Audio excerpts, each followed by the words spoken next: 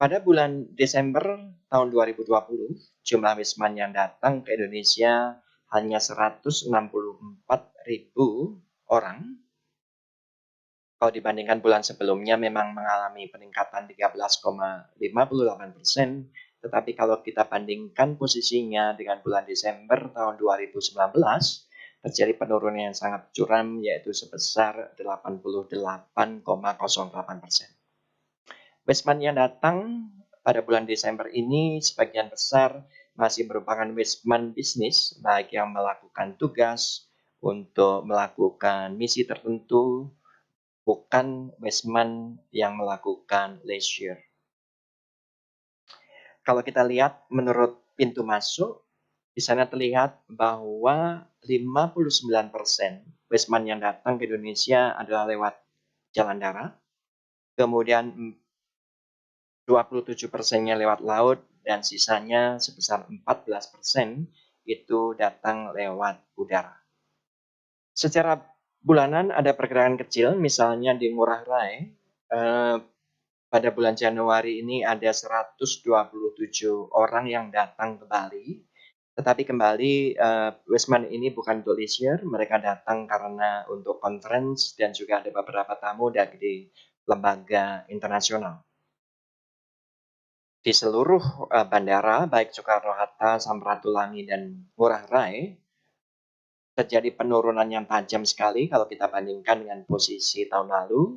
Demikian juga untuk wisman yang melalui laut maupun melalui darat. Jadi kita bisa lihat bahwa pandemi COVID membawa dampak yang luar biasa buruknya ke sektor pariwisata dan tentunya akan bergulir membawa dampak yang buruk ke sektor pendukungnya. Berdasarkan kebangsaannya, dari 164.000 kunjungan pada bulan Desember yang lalu, paling banyak ada berasal dari Timor Leste.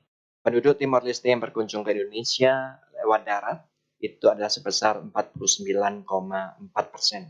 Sementara wisman-wisman yang lain mengalami penurunan Y on Y, meskipun kalau kita lihat ada beberapa wisman yang datang, tetapi jumlahnya kecil sekali, baik dari Rusia, Kuwait, maupun Uni Emirat Arab.